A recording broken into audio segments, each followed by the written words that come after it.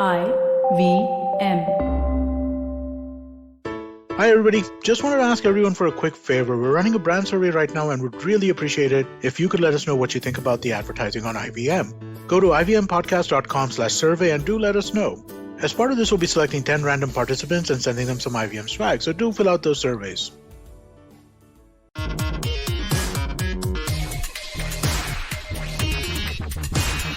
Hello and welcome to Simplified. So today we are going to do something different, which is, we usually do different things, no? Every episode is different. Yeah, every episode is quite different. But today it's going to be even more navel-gazing than usual, where we are going to interview one of our own, because our beloved Chuck has decided to go and start another podcast because he doesn't have enough things to do in his life. And so that's where now he started a podcast, which is all about, he's wasting time talking about productivity, which is quite beautifully ironic. Yeah. So we are not just navel gazing, we are looking at the umbilical cord of getting meta, basically. Wow. Well done. I swear, I think the puns in this episode are going to be off the charts, right? Like they're not going to parallel. But anyway, just to set the base, Chuck has come out with a new podcast about productivity called Getting Meta. And so we will be getting meta about getting meta. And at this point, I think it's like I think Soviet Russia has also given up. Yeah. So, interestingly enough, I don't know the order in which the episodes will come out with, but we just finished recording an episode on semiconductors and all that. And I played a bit of the show from the origin of things over there. So actually in this particular session are all three of my shows. Right? Where basically Simplified is basically the episode where Chuck does plugs for his other podcast. Yeah, correct. Yeah. So he's got a podcast for plugging his other podcast. Yeah. That's interesting. This is like a very sad version of Cayman Islands में companies, shell companies and all that. So this is like, you guys are my Cayman Islands. We should rename Simplified to Mother, because it's birthed Seen Unseen, is birthed Origin of Things, and now it's birthed this one. And who knows, if we ever have a fan meetup or something and people end up meeting each other, who knows who will be birthed. I think so. Someone listening to this in December 2021 will be like, "Why is Chuck saying all three of my podcasts? What about the other 7?" Nice. Thank you. Totally too much. Huh? Yeah. Literally too much. So anyway, going back to podcast Getting Meta. So Chuck, do you want to tell us why you decided to invest more time of your life into another podcast altogether as well? So can you tell us the origin of things, getting meta simplified. Getting meta simplified. So yeah. Wow. It feels like eventually one of those complicated holding company names will be created at the end of this. No, guys, thanks. It was, I think Getting Meta is very different from Simplified in the sense we don't make as many bad jokes over there. So ever since I started freelancing, I have been thinking about questions like this a lot, like philosophical questions like what do I want out of life and things like that. We reach a certain age and then we start doing that in any case. And I was also hugely inspired by some of my favorite interview shows, the Tim Ferriss show being one of them. And I thought it would be really nice if there was an Indian version of this, right? There are other great interview shows like Amit Verma, Seen and the Unseen, obviously being one of them, but it tends to be about a subject matter rather than the person themselves. Right? So I thought it'd be interesting to speak to somebody like an Amit, for instance, not about public policy as such, but about how he goes about his day and things like that. And for me, the takeaway was supposed to be somebody from another field should be able to take lessons from somebody in another field. That's basically how I approach it. Because for me, that was what the Tim Ferriss show was. For those who don't know, Tim Ferriss is an American author and serial experimenter on himself. He's the type of guy who will take only one kind of supplement for a month and assiduously monitor his progress and see how that's affected his mood, health, everything. So he's that kind of a self-hacker kind of person.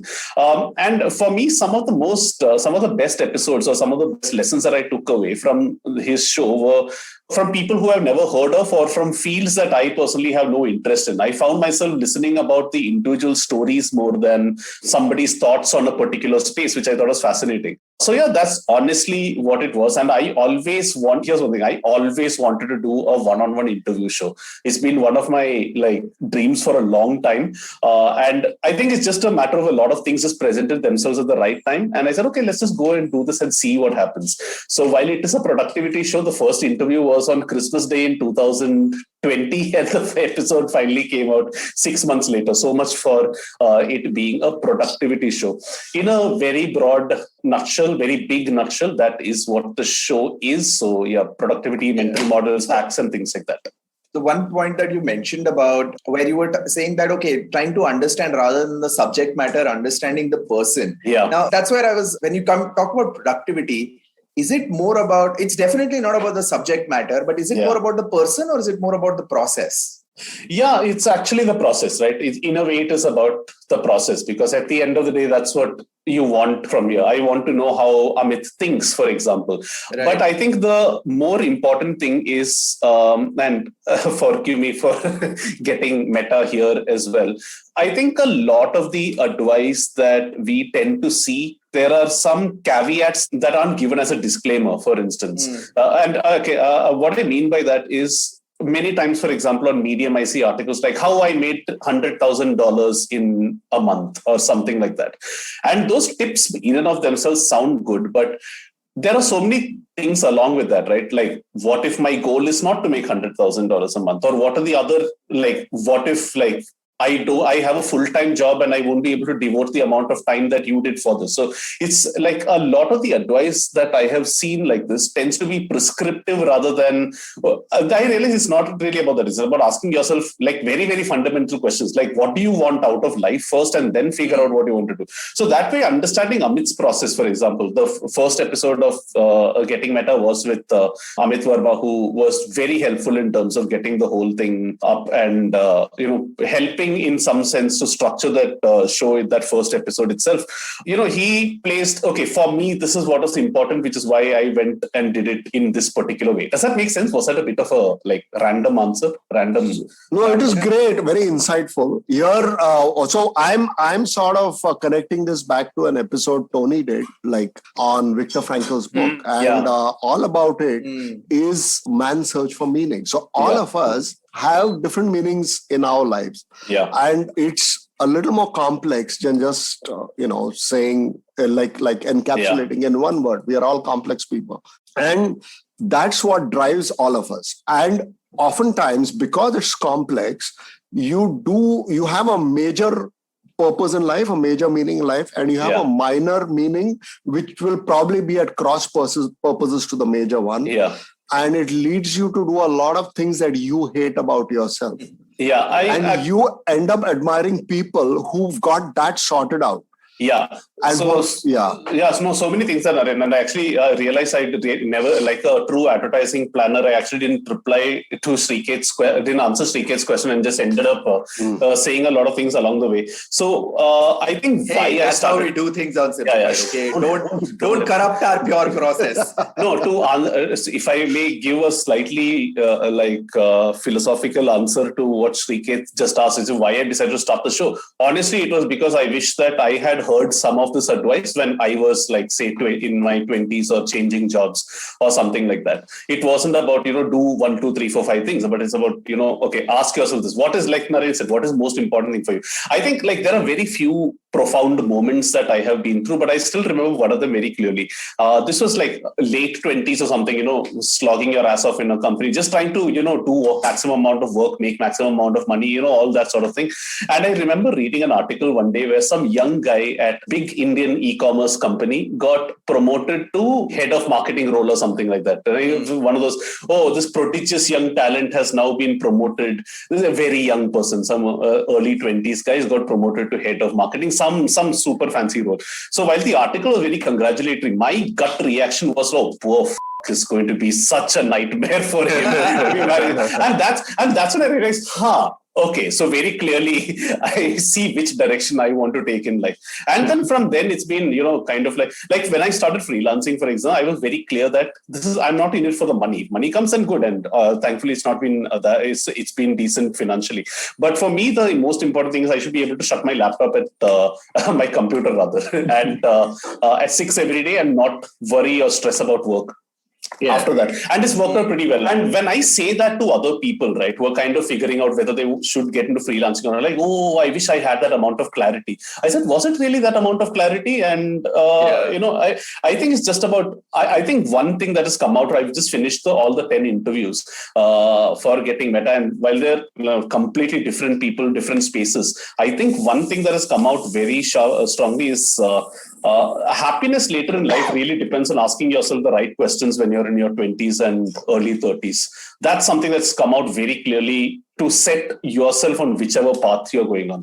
That is, I suppose, the most philosophical I can get about the show, but that's essentially it. It's given me 10 of the best conversations I have ever had in my life. So, I think, to be honest, though, the audience for the show may not necessarily be young people, right? It's mostly going to be people like us as well who are the myth that you grow up with is that grown-ups are fully sorted and they know what they want to do in life, but actually it's the opposite, right? And advice in general is wasted on young people in sense, right? In fact, I'd argue, just adding to that, I'd argue almost like when the potential right way to approach life would be to just try things when you are younger and start making like harder productivity decisions and more, at least large part of our generation would be better off if we just did random things for most of our 20s and then started making decisions of what we wanted to concretely do. Exactly. Exactly. If there was one thing I would change about our 20s when we were roommates at one point, is just to do more random things together, or just do more random things, explore more things, and just join the dots. Sort of later. In fact, it's so funny. Like just taking one area which we talk about quite a bit, like music, right? Yeah. I remember both of us. I mean, you were quite a bit of that, and I was also quite a bit in my own spaces. We were more of snobs in our 20s about, we need to do things in certain ways. We need to listen to certain music. Certain things are terrible. Certain things are not. Certain things are amazing and they should be done. We were more of snobs, and now we are more open-minded towards things and more accepting to like larger things. And so I'd say that whole process needs to be flipped out in some way, because it's a complex process, but it's also part of how you are expected to be, because you think you're becoming an adult now, you're set in your ways. And then as you get older, you realize, I should be open to more experiences when you are expected to be even more set in your ways. So that's actually an interesting paradox. Yeah. And I want to, like, one of the things that Tony said, right, which was like, Tony or Naren just said right now, it's about, getting to that sorted life or something. And on that note, I want to like talk about, I think my personal favorite episode of the entire series was the interview I did with a very close friend of ours, which is Mohan Krishnamurthy. I actually spoke to Mohan, and he was one of the first people that I had in mind for the show, because let's face it, all of us have interacted with Mo as friends. And I think at some level, all of us have envied or admired him for the life that he's managed to build for himself. Not in terms of professional or financial success, but just in terms of, if I can be that happy at the age of 50, 55 or whatever age Mohan alleges himself to be at the moment, I think we would consider ourselves a success, even if we didn't have that fancy house, even if we didn't have a big job in an Australian university, just that level of, happiness that he has in his life. So when I spoke to him, I'm telling you that I was beaming for the entire week after that, after I did that episode. Can't wait for it to come out. I think I've scheduled it to be number 5 or 6 on this. But that's the other thing that I wanted to do. I didn't just want to speak to, with all due respect to Mohan, I just didn't want to speak to social media celebrities. I did want to speak to people like, where would Mohan otherwise tell a story like this, for example? So I was very keen to do that. And I'm very, very glad that I did. That was a really, really good episode. And that's the thing. I think every one of the episodes that I did, I think they'll be relatable in some sense. None of these guys really started off with a huge advantage in life in any case. It's just a matter of, there's a certain amount of privilege, I suppose, to all of them, and that should be acknowledged. But apart from that, it's not like, they got any favors done or something. I think all of them were just hustlers. All of them made mistakes. All of them made happy accidents, and they learned from them and made the most out of it. I think that to me is the bigger takeaway. Yeah. One point that I wanted to sort of bring up was, obviously, for some context around Mohan, he's actually the Vice Chancellor at one of the Australian universities. And we met him when he was, in his late 40s, early 50s, because he would invite us over young 20-year-olds and teach us new board games, right? And he had a huge collection. So for someone of that, stature per se to interact with us was amazing. And he did it very, very wholeheartedly, right? I think the only rule he had was no wine glasses on the board. Otherwise, and that actually leads to a very interesting question, because yes, there is productivity requires a certain hustle, but it also requires like a whole bunch of ancillary emotional capabilities where you need so for example, something like the one thing that really endeared Mohan to us and is part of his personality in a major way, and I'm assuming a part of his productivity, is his humility and his lack of like what do you call this traditional Indian pride that comes with age. Right? It's also something that I really admire in someone like Naren as well, where there is I am talking to a human being. I'm not talking to someone who's 20 years younger than me. Yeah. You're not talking to a demographic. You're not talking to a demographic. I'm talking to a person, and I respect them based on their ideas and stuff. That is just one quality. But did you, in the course of your interviews, find any unique, interesting, emotional qualities that you found in people that aided their productivity? Emotional qualities. That's that's a tough question to answer, because I think to some extent, everybody did something aided by some sort of emotion, some drive, some desire. Like, for example, Amit was naturally curious, as a result of which he did this. The second episode, which just dropped yesterday as of the time of this recording, with Rohan Joshi, a lot of his own routines and processes were set in place to counter anxiety, for example. So I'm not sure if that falls under the ambit of emotion per se, but it's interesting that you spoke about Mohan in the glowing terms that you did, because when I posed this to him, and you will hear it in that episode, he was extremely but it served a purpose for me. I needed to be connected back with India. So in some sense, yes, we were a functional part of his life to fulfill something, but his I think humility and selflessness was the ultimate selflessness. In a way, yes. But I think more than emotional, Srikanth, and this is a cop-out answer, because I really don't have I can't think of an exact situation for what you just asked for.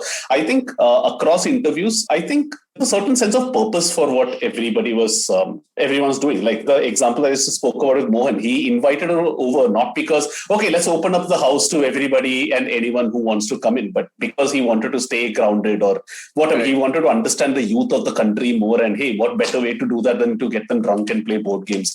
Somebody else said, Rohan would set his exercise routines, which seems very admirable on the surface, but for him it was a way to battle anxiety and to have a certain routine in his life so that he wouldn't be so worried all the time. So I think there's a certain sense of purpose, if I may use that word, for every action that people are taking. It's not as random. I think the one takeaway from there, honestly, is whatever you're doing, be it like completely relaxing and chilling, or whether you're doing a professional project, understand what you're going to get out of it. Like, there are multiple things that you will get out of it. If you have a shitty project at work, for example, you might learn how to end up managing your team better, for instance, which can then play up in a later interview.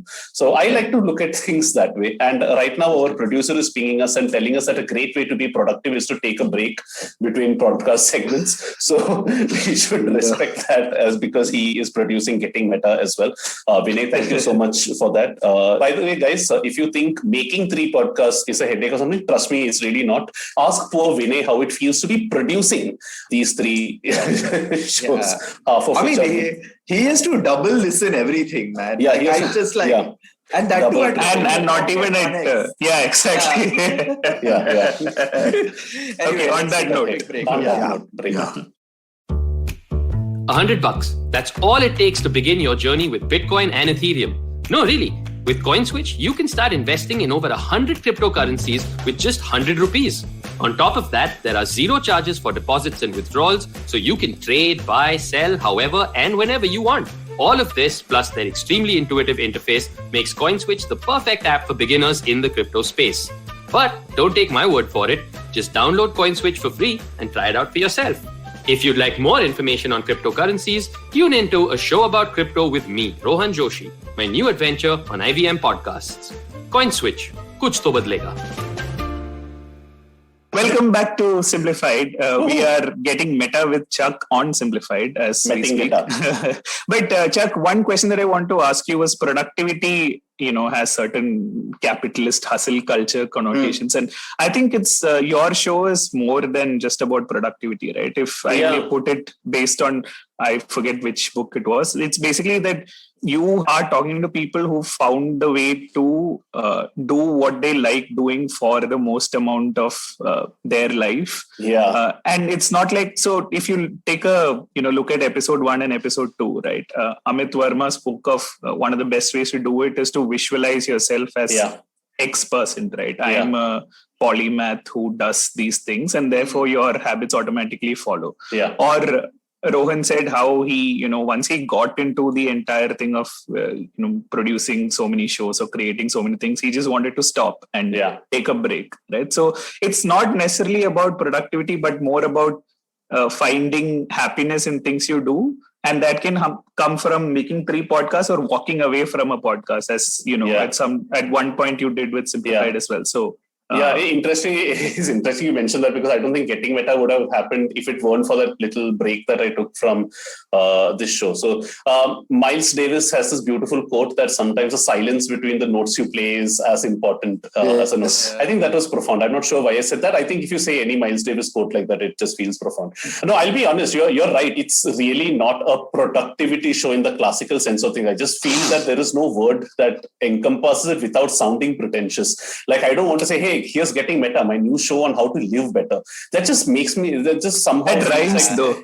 It rhymes, but it somehow also puts me in the same company as, say, Gwyneth Paltrow and Art of Living and things like that. So, say productivity and it still has an aspect of, Silicon Valley and Clubhouse and cool things like that. If I feel like if I had called it something, and trust me, this is like something that I have been thinking about a lot, like where do I sort of put this? Like Vinay, I remember my producer for Getting Meta and of course Simplified, I was asking, okay, where do we classify this? It's obviously not comedy. Is it business? Is it this? Is it storytelling? Like where does it fall in? I think at the end we just decided to put it in business or something because I guess that's where it's not a clean classification, but you're right. If I were to step back for a minute, I would say it is, and I know as pretentious as it sounds, it's a show which I guess tries to help you live better.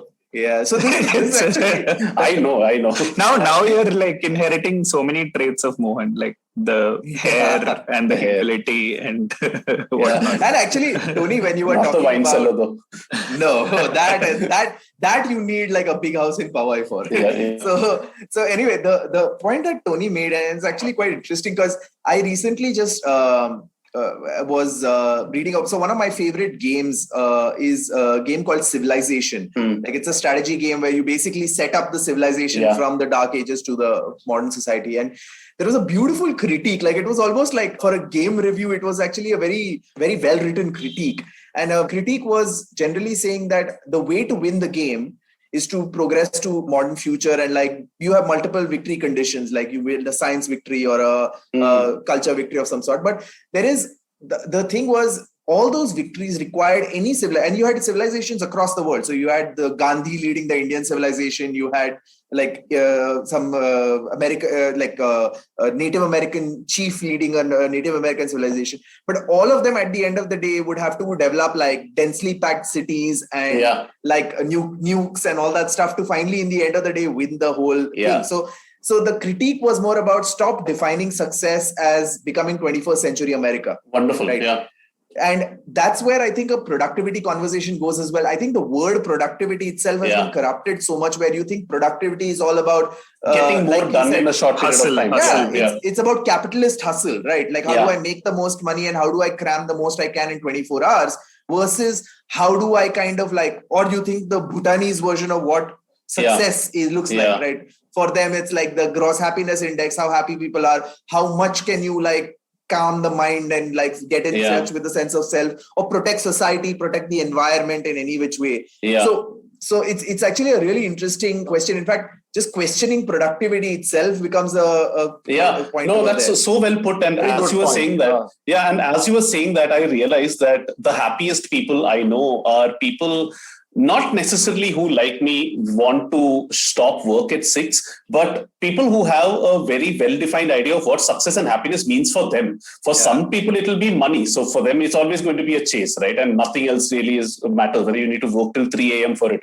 For somebody else, it might be reaching a high designation. For somebody else, it might just be the hustle culture itself. Some people are just motivated by that. I know some people in advertising, some very smart people in advertising, who approach advertising in a very cat and mouse sort of way. Can I outsmart the client? They rebel under the pressure. Great for them. If that's what makes them happy, then great for them. And that's what I realized. Like a lot of the prescriptive advice, which is, you should shut your work at 6 p.m. But many people are not practically able to do that, and that's not what their goals are. So you're right. Actually, if there was one way to encapsulate what you said, Sriket, into 2 words, let me know. That will be the new genre of the podcast: redefining success or something like that. No, I have one more angle on this. Wow, the most confused people, or the saddest case, are people whose metrics are defined by other people. Okay. And they don't realize that. And they're chasing a chimera. They're not really able to reach it. And by the time they actually figure out, oftentimes they've lost a lot, like in terms of family, health, or whatever, because they were chasing the wrong metric. And hopefully, because you have such a diverse range of guests, people who listen to this, will probably be sensitized that there are more than one right answer to what is success. For some people, it might be doing nothing. And as you said, for some people, the entire, the adrenaline, that, the constant tension, the fear that you might be sacked any moment, or that might be fun. I mean, no one can define for someone else. Yeah, very well said, Naren. And also, it took us 220 episodes to use the word chimera finally in conversation. Well done on that. I think another thing which is sort of like halfway between what Sriket said and what Naren just said as well. It's also about consciously getting into experiences to, get the most out of them, or something of that sort, if that kind of makes sense. This, I think, was perfectly encapsulated with my interview with former Simplified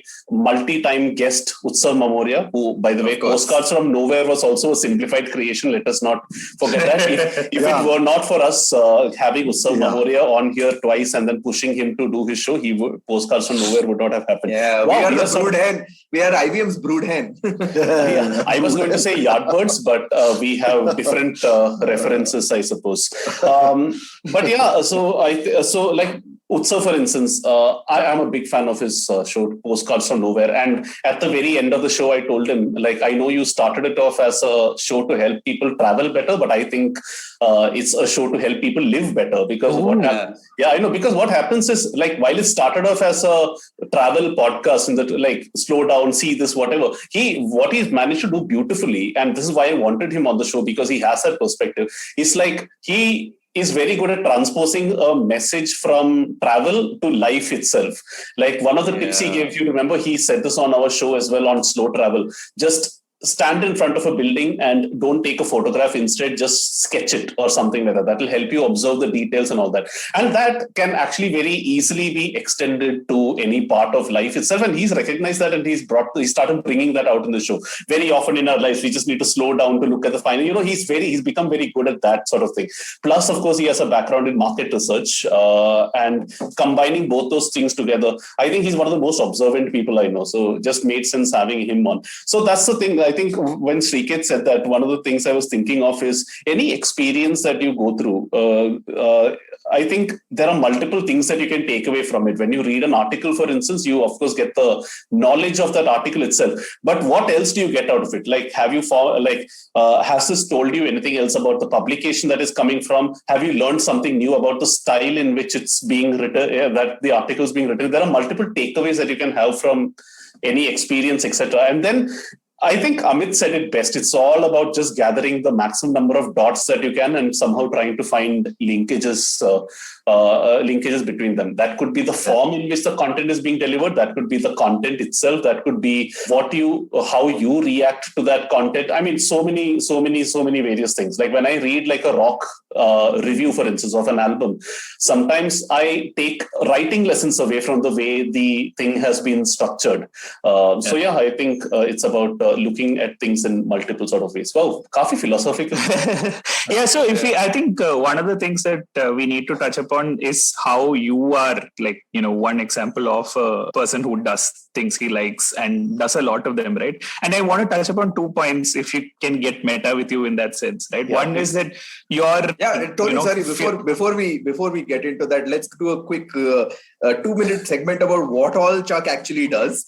So Chuck has 3 podcasts, a newsletter, 2 newsletters, 1 newsletter. One for now, because Tony and I value our life. Yeah, 1 newsletter, one major fear of getting lynched. And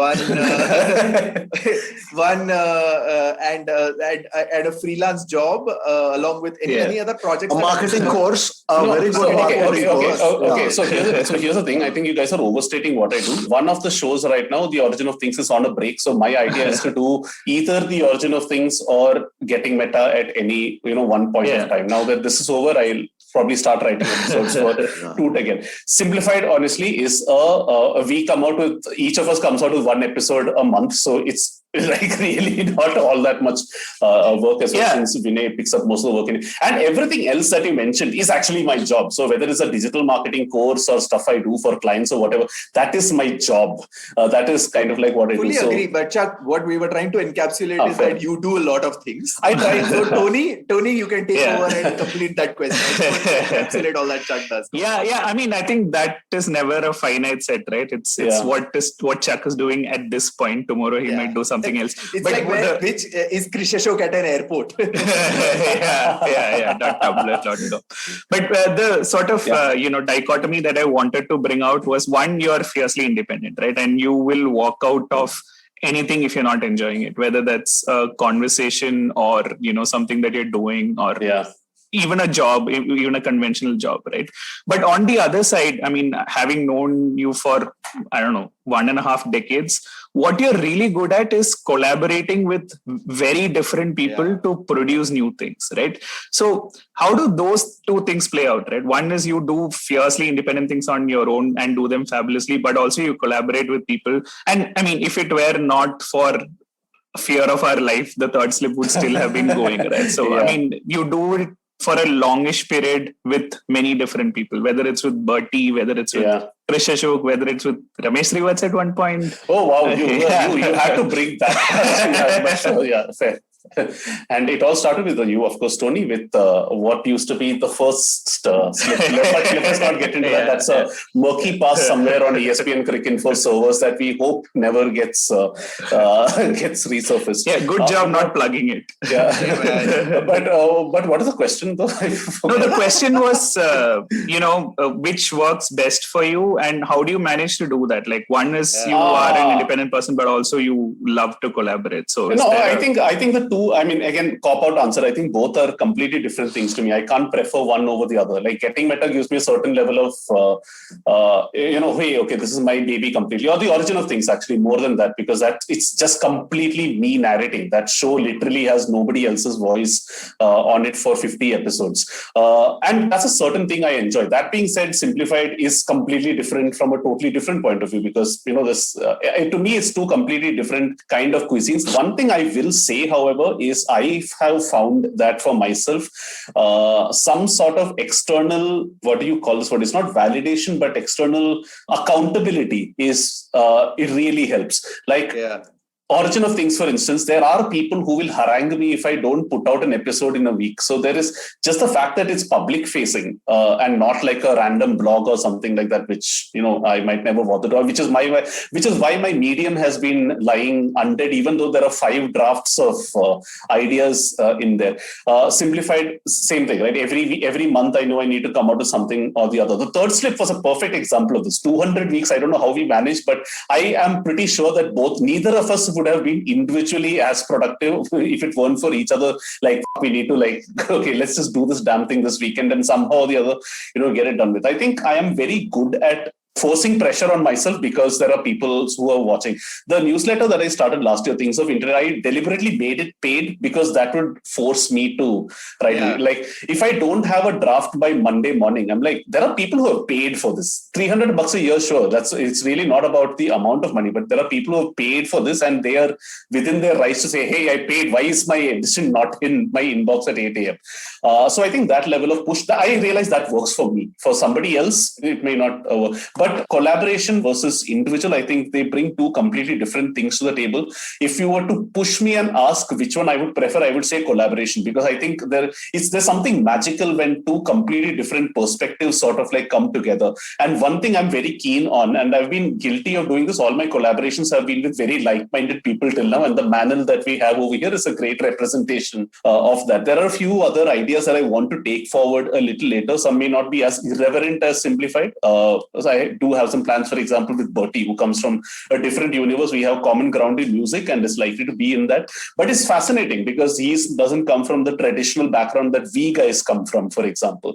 So it's interesting to do stuff like that. But yeah, hopefully in the future, there'll be a few more things like that, professional or personal. So yeah, let's see what happens there. Collaboration, I think, it's a damn cool idea. I wish I had done more of that in 20s. I wish I'd just gone out and done random things with people. Yeah, actually the accountability part is massively there, right? And why probably college bands work, and once you're out of college, they fall out also, right? Yeah. So whatever you can collaborate with on the internet is things that last. In my own experience, the crossword journey that I was on, it was all because I managed to collaborate with Vinod at that point in time. Yeah. Right? So I think that's one easy way for people who want to do more things to find a way to do it, is to find someone, a spotting partner who will keep you going. And actually, one of the things that many people don't realize early enough in life is that for one kind of joy, it's very important to have a challenge, sort of, you have to have a challenge. You need to really put in effort, and it's a different dimension. Yeah. There's one way of getting joy out of getting a good massage or a good meal or whatever, or a good drink, but that's different. And once you realize that, putting effort in something is rewarding, it's addictive, man. You have to keep doing it. Yeah, it's interesting you say that, because so many authors, this is not something necessarily they said on Getting Meta, but so many other interviews I've heard, many authors they cranked out their books, not necessarily, it started off because of a passion or a curiosity, but because there was a deadline on their heads from the publisher. That's when they managed my favorite is this guy named Honoré de Balzac. So Honoré de Balzac was a 19th century French novelist who was an inveterate gambler and, womanizer, and he would do all kinds, and creditors would be knocking on his doors. And, back in the day, if you didn't pay your debts, they'd throw you into prison. So there'll be police and all outside. And this guy will be busy finishing his manuscript, sending it to the publisher, getting the advance or whatever, and then paying these people off, and off to thing again. Probably a little too late to have him on the show, no? Yeah. And also there's the whole thing about how Harper Lee wrote To Kill a Mockingbird because someone, basically said, take a year off, I'll cover your expenses. Let's see if you can write a book. Naren, looking at you. Actually, I did. I have. So breaking news is I have actually started writing my book. I wrote 17 pages and it's complete rubbish, but it's a beginning. So what I have decided to do is every single day, regardless, I will write a minimum of 200 words. That is my target. Wonderful. And So far it's pretty awful. I didn't like whatever I wrote, but I'm sure it will. You sort of settle down, find your own voice, and something will happen. Yeah. That's what I think. I think a lot of this is just. It's just getting started. Honestly, I think everybody has so many ideas in their head that. So here's the thing, I've been trying to observe culture and content, the creator economy, as they say. And I think a lot of the successful examples that we come across are just people who have persevered and just done things. Like Amit says it beautifully in that conversation where he gives an example of a YouTuber who persevered for 6 months and he had just about 500 or 1,000 subscribers, and then it went crazy overnight. So you need to enjoy what you're doing and not I'm going to start a YouTube channel. When do I start raking in the money? If that's a motivation, then it's not. Exactly. That's what. So this is something that I one of my favorite favorite things in my inbox every morning is the Seth Godin newsletter. Oh, lovely! Yeah. And in that, I think one thing that he sent in one email, which I've actually literally saved as a keep note and pinned right to the top of my thing is it's just super simple. It says start small, start now. This is much better than start big, start later. One advantage is you don't have to start perfect. You merely have to start. Yeah. And that's so important. Yeah. And on that starting note, right, I think a lot of the reason why people get stuck and what, Chuck, you've managed to do is, people want something that's a completely original idea and it has to be the best thing when you start out. Whereas whether it's, with a lot of things that you do, you find templates that actually work well, but then the individuality and your uniqueness shines through as you go into it, right? And it's usually around a year mark when after a year that you find the sweet spot. Yeah, fair enough. Yeah, people react to it in different ways. You're completely right. The Tim Ferriss show inspired this. Micros of AI Heard It inspired the origin of things.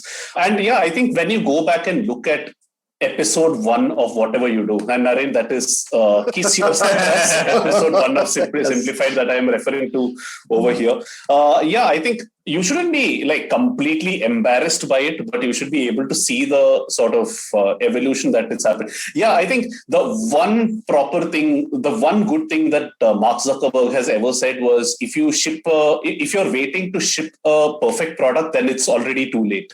Yeah. And I think there's a lot of wisdom in there. I think it's about getting started. You have to make mistakes. I don't Simplified has made a lot of mistakes. For example, I think best not discuss that right now. I think you just need to get started. And just do stuff. As long as you enjoy what you're doing, getting something out of it, I think you should be good with any content creation exercise, anything. Yeah, and also echoing what Tony said in some way, where it's also not about, it's about starting, but it's also not obsessing about being entirely original. Yeah. Right? Or being obsessed with being this is the brand new idea that I'm starting. Again, referring to Simplified, when you guys were starting out, before even you joined in, Tony and I, when I looked at it, I was like, this is, and at that time, the biggest Simplified around was John Oliver's content. And you're this is like an Indian version of John Oliver. It's a good idea. It's cool. It's Chuck and Naren doing it, but it's not entirely original.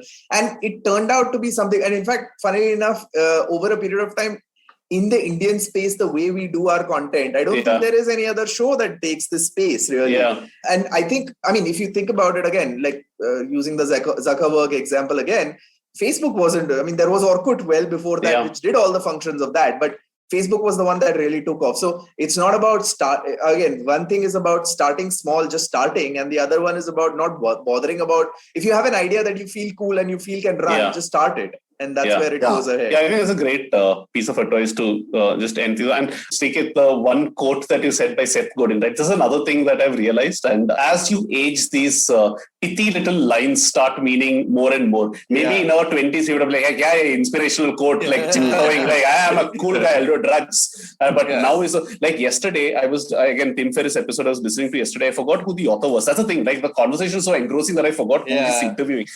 He said an incredible line, and this he's like a journalist, and he said this magnificent line: when you're a journalist, especially when you're writing long pieces, you need to figure out as an author where you are in the story. Like, are you trying to answer a question? Do you have a point of view and that's what you're trying to answer? Are you an external observer trying to make sense of the whole thing? Are you an insider? And I thought that one line was so profound. It will, like, it just sets things in context. And I think that's the thing. Like, I think we are living in an age right now where there's so much happening. People are looking for, not for prescriptive advice, but they are reaching a point where they realize, okay, it's more about tailoring this advice to me. Like, what is the sort of thing that works? A great reference for this actually is, again, another person that Amit had spoken about is a guy called James Clear, who's written a book called Atomic Habits, which is starting to become, I've been seeing it being referenced in many, many places. And I subscribe to his Thursday newsletter, which is just a few quotes that just make you stop and like, that's interesting. Like when you, just, it's again all about habits and all that. Compound interest have gained. I think we all had respect for compound interest with respect to what it can do for your PPF. I mean, 1st of April is genuinely like one of the happiest days of the year for me. But with respect to habits, connections and all that, I think it's amazing. Like Tony, if I may get a little emotional, that connection that you and I made 1.5 decades back on a Chali community on see what this media empire that it is spawned. But one of the original, first stories in that book is about the British cycling team, right? And I think he calls it aggregation of marginal gains. Yes. And which is basically, things that we've seen over the course of running, either it's, 200 episodes of Simplified or 200 editions of a newsletter or any of those things, right? And you automatically get there. I think it's more about getting started and visualizing that you are going to be the difference in this format and then getting started. And referencing one of our previous episodes, just which we recorded just now, the whole thing about TSMC is also, it's about that company is not about the glamorous product. Like they are not the Intel and creating that glamorous chip or whatever, but it's about consistency and standardization and creating products that keep the process moving. You're the unglamorous cog, but you're actually that really is important. So beautiful, Sriket, because I wanted to say this in that last episode, but didn't have the time to. TSMC's success is because what they look for is a 10% incremental improvement year on year, while Intel is breaking their heads trying to get to that 50% improvement, which never comes. As a result of which Intel is like in the doldrums today, comparatively. No, fantastic. I think that's very well put. And one final advice, like from my side, I would have for anyone who's listening to this, like maybe little intimidated or something, I think have a good perspective on what your abilities, your achievements and all that are. I would go to the extent of saying secretly think about what is a TED talk that you can give at the moment. Like I think, like with all due modesty, I think Tony and I would be well placed to say creating 200 episodes of editions of the Third Slip, and any of us doing this, we can actually say, okay, what it takes for the lessons may not be all that profound, but it's something that we can actually talk about. And I think everybody has been through some experience or the other. Like somebody might have been through a personal tragedy and learned something out of it. Somebody might have, it might just be like what I learned shifting 10 cities in 5 years, something that's even out of your control, but you would have taken something out of that. So think about what that is, start building from there. And I think, that's so. One thing that I think you mentioned when you got into freelancing, and I think that was really good clarity for a lot of us, was that, it's not enough that there is you hate corporate life, so I want to do finance. I want to do freelance, but there needs to be a pull as well, right? So not just a push, but a pull also. So I think, again, it goes back to finding that purpose of why you want to do a certain thing and figuring out a way for it, rather than saying... Running away from something is probably not what you should, is not why you should be doing what you're doing. It's amazing how when you say it that way, Tony, it makes it look like I had a plan or something and makes it sound like but to be honest, I think a lot of this so-called productivity that I tend to be associated with, because I'm actually ironically damn lazy. Because my thinking is, if I get into another job, for instance, because I want to leave this job, then that during that interview I'll need to justify. So might as well just pick the easier option, which is to do something that you won't do. So I always think of it in terms of how it's going to affect tomorrow. My takeaway, because Chuck and I were in an auto heading back from Simplified recording when he told me that he was planning to quit his job. And my first reaction was mild horror. I'm like, why are you doing that? And he didn't have any answer at all. He said, I don't know, but I'm just planning to do that. So Yeah, I mean, you didn't have a strong answer. You didn't have a strong answer. You just said that I'm not happy. I want to be doing something else. I'll figure things out. And you laid out what you were planning to do, freelancing, this, that, and the other. But what came through, what did come through was that there was little clarity, and for me. No, that is life, right? So the fact that you don't have clarity shouldn't stop you from looking or taking decisions. I mean, you almost never have clarity in life. So, that's a big thank you, I think. That's basically Naren rejected you from the freelance interview. I'm not giving you the freelance job. No, I think that's... No, seriously, I find that inspirational.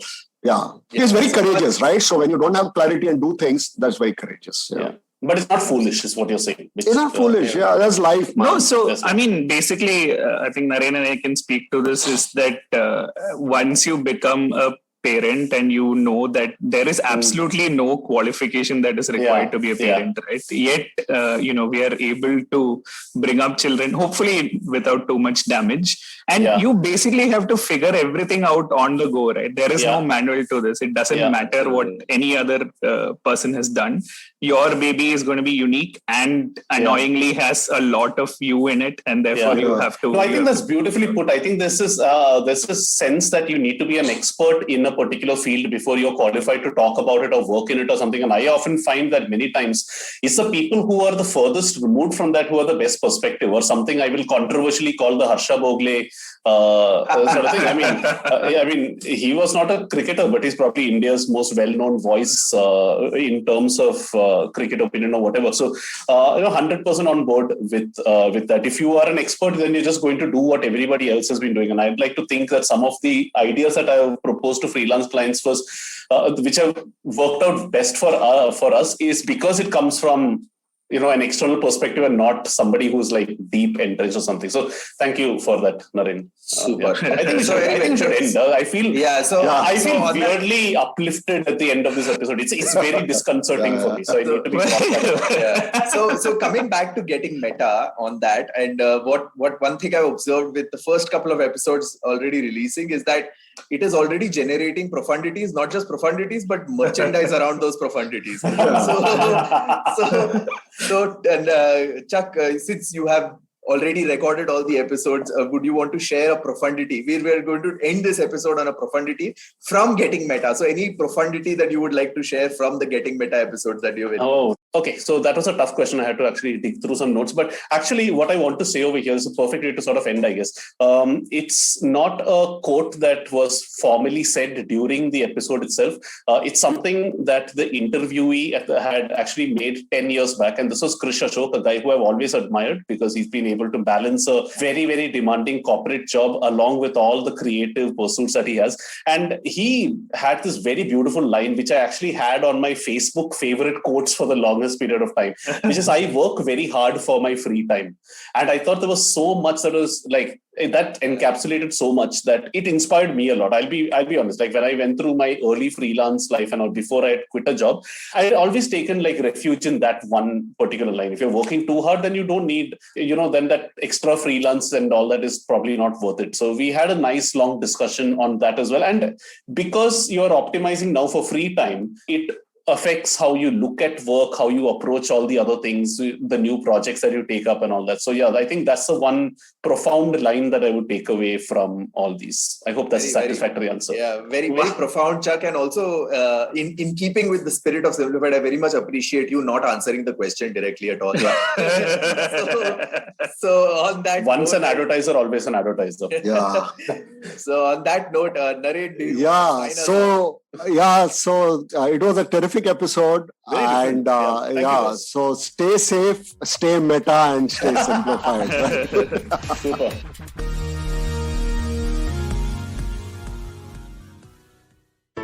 Hey, it's been another great week on the IVM Podcast Network.